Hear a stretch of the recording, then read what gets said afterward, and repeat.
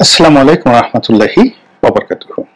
সম্মানিত দর্শক, সারা বাংলাদেশ উত্তাল এবং একটির পর একটা অভাবনীয় ঘটনা ঘটে যাচ্ছে।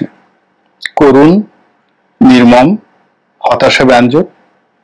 আবার যে রূপ, বাঙালির যে রূপ কখনো কেউ দেখেনি, তো সেই রূপ এই সময়টিতে এসে জাতির সামনে আবার নতুন করে উদ্ঘাটিত হয়েছে।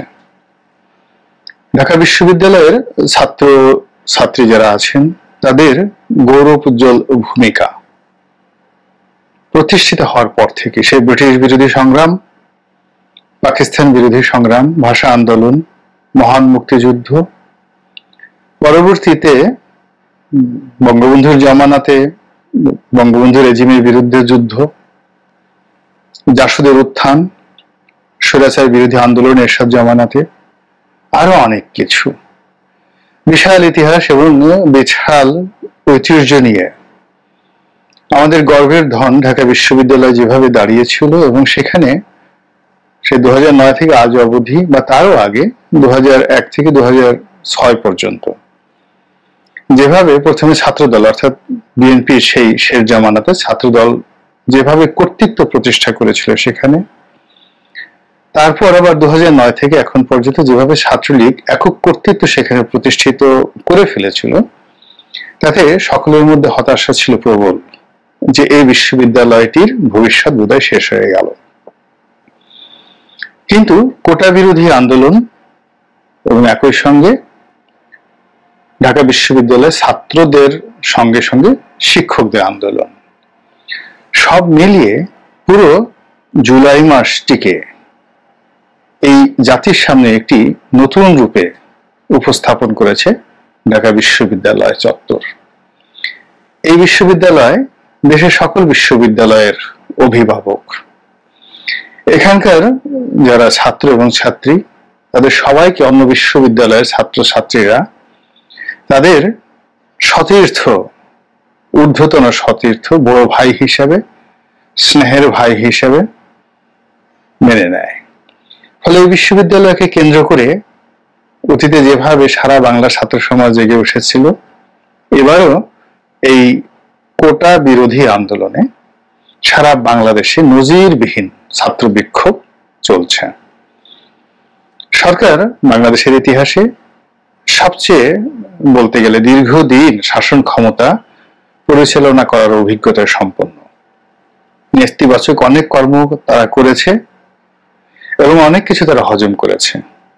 তিনটি প্রশ্নবিদ্ধ নির্বাচন, ইলেকশন ইঞ্জিনিয়ারিং এর যাকে বলা হয় সর্বনিকৃষ্ট পন্থা তারা অবলম্বন করে তিনটির নির্বাচনের রেজাল্ট শিট এই জাতির উপর চাপিয়ে দিয়ে দিব্যি আরামে পায়ের উপর পা তুলে তারা দুলাচ্ছিল।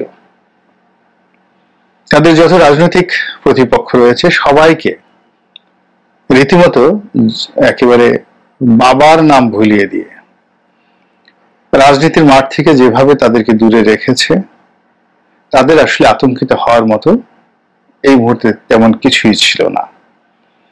তো সেখানে যখন শিক্ষকদের আন্দোলনটি এলো, তারপরে তার সঙ্গে সঙ্গে যুগপৎ ভাবে এই যে কোটা বিরোধী আন্দোলন, যদিও কোটা বিরোধী আন্দোলনটি আগে শুরু হয়েছিল, কিন্তু শিক্ষকদের আন্দোলনটি একেবারে মিডিয়ার দৃষ্টি আকর্ষণ করে এবং তার সঙ্গে সামঞ্জস্য রেখে কোটা বিরোধী আন্দোলন রীতিমতো তেলে বেগুনে জ্বলে ওঠে সারা বাংলায়।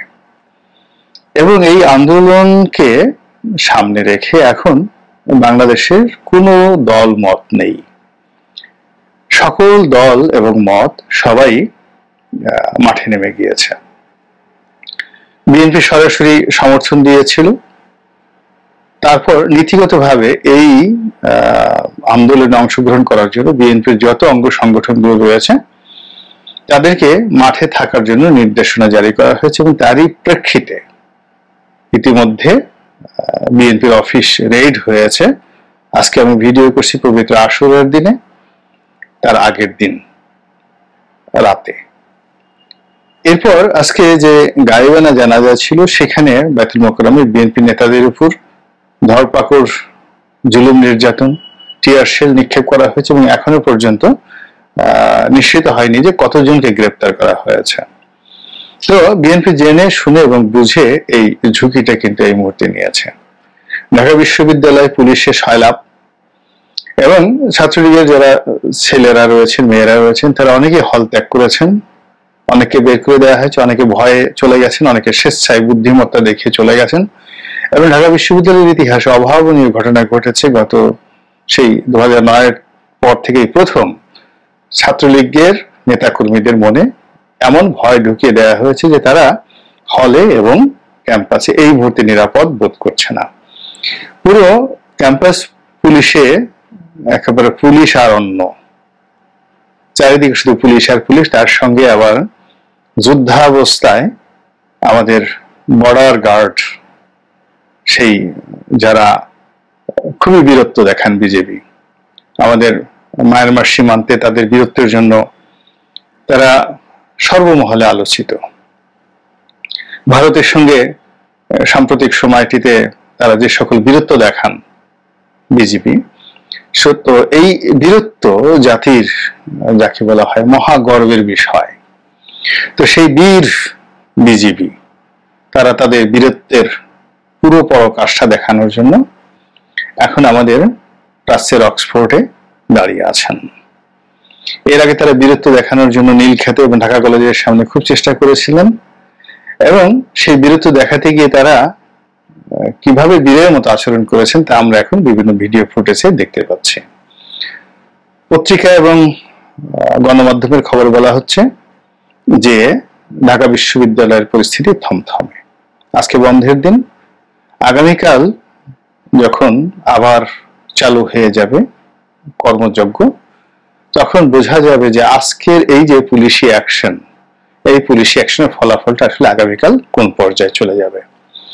তো এখানে যে জিনিসটি খুব উল্লেখযোগ্য সেটি হলো সরকার যে পথে এগোচ্ছে সেটা হলো খুবই গতানুগতিক, নতুন তাদের কিছুই নেই।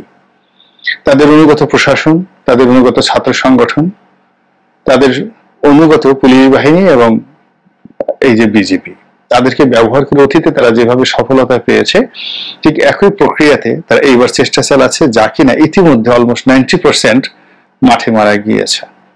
অর্থাৎ তাদের সকল চেষ্টা প্রচেষ্টায় 90% মাঠে মারা গিয়েছে।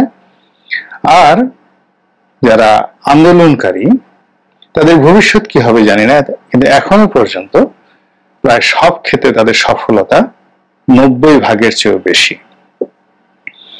এবং এই সফলতা ক্রমশ বিস্তার লাভ করছে সাধারণ মানুষের মধ্যে, পেশাজীবীদের মধ্যে, শ্রেণী পেশার মধ্যে এবং প্রতিপক্ষের মনে ভয় ধরিয়ে দিচ্ছে। তো বাংলাদেশের রাজনীতিতে খুবই গুরুত্বপূর্ণ দুটো সংগঠন, একটা হলো হেফাজতে ইসলামী বাংলাদেশ এবং যাকে বলা হয় চরমোনাই। তো সবাই মাঠে নেমেছে। এই দুটো সংগঠন এখনো পর্যন্ত প্রকাশ্যে নামেনি, তবে যে জনজোয়ার সৃষ্টি হয়েছে এদের অনেক নেতাকর্মী এবং এদের অনেক যাকে বলা হয় শুভানুধ্যায়ী, তারা কিন্তু এই আন্দোলনকে সংহতি প্রকাশ করে অনেকে মাঠে নেমেছেন এবং অনেকে দোয়া করছেন যার যার মতো অবস্থান থেকে। তো এই দুটো সংগঠন যদি ঘোষণা দিয়ে মাঠে নেমে যায় তাহলে এই যে বর্তমান চলমান যে আন্দোলন, কোটা বিরোধী আন্দোলন, এটি রীতিমতো গণ অভ্যুত্থান বললে ভুল হবে, গণবিস্ফোরণে রূপান্তরিত হবে। গণ অভ্যুত্থানের একটা রূপ আছে আর গণবিস্ফোরণের যে রূপ এটি আরো ভয়াবহ। তো সেই জিনিসটি যেন না ঘটতে পারে এজন্য সরকারের যে বিভিন্ন সংস্থা রয়েছে তাদের তৎপরতার কোনো অভাব নেই। এই দুটো সংগঠনকে নিবৃত রাখার জন্য, দূরে রাখার জন্য সর্বোচ্চ চেষ্টা করা হচ্ছে এবং এই দুটো প্রতিষ্ঠানের সঙ্গে অর্থাৎ চরমোনাই এবং হেফাজত ইসলামী বাংলাদেশের সঙ্গে যাকে বলা হয় আওয়ামী লীগের যে সম্পর্ক এবং আওয়ামী সরকারের যে সম্পর্ক এটি অম্ল মধুর। কখনো তাদের মধ্যে বন্ধুত্বের গুজব শোনা যায়, কখনো তাদের মধ্যে শত্রুতার ঘটনাও দেখা যায়। এবং আওয়ামী লীগ দ্বারা হেফাজত ইসলামী নেতা কর্মীরা যেভাবে কষ্ট পেয়েছেন, যেভাবে ক্ষতিগ্রস্ত হয়েছেন এবং যেভাবে অপমানিত হয়েছেন, এদের সেই বেদনা কিয়ামত পর্যন্ত যাবে না। কিন্তু তারপরেও হেফাজতের এক শ্রেণীর নেতা আছেন যারা সরকারের সঙ্গে খুবই সম্পর্ক রক্ষা করে চলেন, এবং তাদেরকে সরকারের দালাল হিসেবে হেফাজতের অনেক নেতা তাদেরকে গালাগাল করেন, এবং যারা গালাগাল করেন তাদের একটা বিরাট অংশ সুদীর্ঘকাল ধরে জেলে পচেছেন, এবং সাম্প্রতিক সময় অনেকেই জেল থেকে কয়েকদিন আগে মাত্র ছাড়া পেয়েছেন। আপনারা জানেন যে যারা জেল খাটেন, বিশেষ করে হুজুরদের মধ্যে, ধনাঢ্য ব্যবসায়ীদের মধ্যে, কিংবা কবি সাহিত্যিকদের মধ্যে যারা খুব আরাম আয়েশ করেন, তাদের কাছে জেল একটা ভয়ঙ্কর বিষয়, দ্বিতীয়বার তারা সেখানে যেতে চান না। তো কাজেই এই যে যারা কয়েকদিন আগে আওয়ামী লীগের নয়, ঠিক বিএনপির যে সকল নেতা, হেফাজতের যে সকল নেতা কয়েকদিন আগে জেল থেকে বের হয়েছেন, তাদের সামনে যখন আবার জেলের ভয় দেখানো হয়, সঙ্গত কারণে তাদের মধ্যে এক ধরনের একটা সাইকোলজিক্যাল সমস্যা দেখা দেয়। তো কাজেই যারা সরকার পক্ষে রয়েছেন হেফাজতে, তারা তো আছেনই, আর যারা সরকার বিপক্ষে রয়েছেন তারা অ্যাক্ট রিয়াক্ট করার জন্য আরো পরিবেশ পরিস্থিতি এবং সময় সুযোগের অপেক্ষা করছেন। এটা সত্য কথা। আর এই সুযোগটাই সরকারে যারা লোকজন রয়েছেন তারা ভয় দেখানোর জন্য ব্যবহার করছেন। অন্যদিকে সেই যে চরমোনাই, তো চরমোনাই বরিশালের যে সিটি কর্পোরেশন নির্বাচন হলো, সেই নির্বাচনের সময় খুবই তারা কষ্ট পেয়েছেন। তাদের এক পীর সাহেবের উপর যে নির্যাতন করা হয়েছে অভাবনীয়, যা কিনা মুরিদদের যে মন হৃদয় খান খান করে দিয়েছে। এবং পীর সাহেব থেকে শুরু করে অন্য যারা রয়েছেন নেতা, তারাও সুযোগ খুঁজছেন কি করে সরকারের বিরুদ্ধে একটি আন্দোলনে ঝাঁপিয়ে পড়া যায়, এবং সরকারকে তারা শিক্ষা দিতে চান।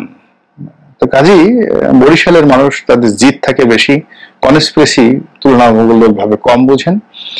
যারা বলেছেন সরকারের সাথে সম্পর্ক, তারা কি করে বলেছেন জানি না, তবে এখন সেই যে তাদের মনস্তাত্ত্বিক যে বিষয় রয়েছে, এবং তারা যেভাবে সরকারের সাথে বিভিন্ন বিষয়ে দ্বন্দ্ব এবং সংঘাতে জড়িয়ে পড়েছেন, সেক্ষেত্রে ভবিষ্যতে তারা সরকারের বন্ধু হবেন এটি কল্পনা করা যায় না।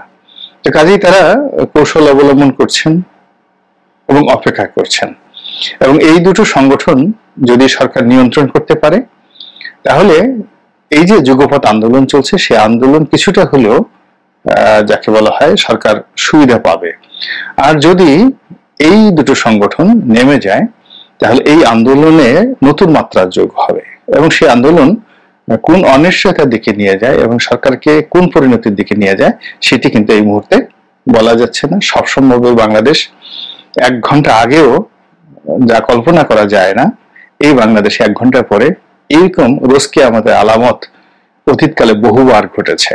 কাজেই বাংলাদেশেও সেই ঘটনা অনাগত দিনে যে ঘটবে না, সে কথা কিন্তু বলা যাচ্ছে না। আল্লাহ আমাদের সবাইকে হিদায়াত দান করুন এবং হেফাজত করুন। আসসালামু আলাইকুম ওয়া রাহমাতুল্লাহি ওয়া বারাকাতুহু।